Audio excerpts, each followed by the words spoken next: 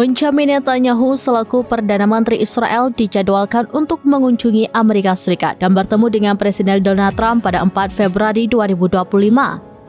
Pertemuan ini akan membahas berbagai isu penting termasuk perjanjian gencatan senjata antara Israel dan Hamas serta situasi di Gaza. Menurut laporan dari kantor Netanyahu, diskusi akan mencakup beberapa topik krusial.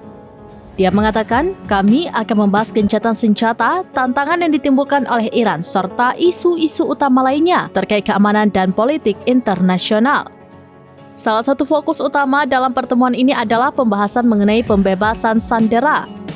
Israel dan Hamas telah sepakat untuk melakukan pertukaran tahanan, di mana Israel telah membebaskan hampir 300 tahanan Palestina. Di sisi lain, Hamas berjanji untuk membebaskan total 33 sandera, termasuk 7 wanita Israel yang sudah dibebaskan. Namun, juru bicara pemerintah Israel David Mencher mengkonfirmasi bahwa 25 sandera masih hidup, sementara 8 lainnya telah dibunuh oleh Hamas. Kesepakatan gencatan senjata yang sedang dibahas juga mencakup pencabutan pembatasan perjalanan di Gaza Utara. Pembatasan ini biasanya diterapkan sebagai bagian dari blokade untuk mengontrol wilayah. Pencabutan tersebut diharapkan dapat menciptakan keadaan yang lebih stabil dan memungkinkan penduduk Gaza Utara untuk bergerak bebas kembali ke rumah mereka setelah pertempuran.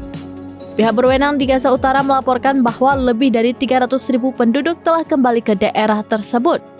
Pertemuan ini berlangsung setelah Trump mengungkapkan rencananya untuk Gaza, termasuk gagasan untuk memindahkan ratusan ribu warga Palestina ke negara-negara tetangga.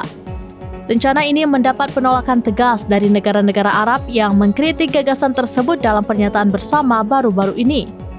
Dengan pertemuan ini, Netanyahu menjadi pemimpin dunia pertama yang melakukan pertemuan resmi dengan Trump sejak pelantikan presiden pada 20 Januari lalu.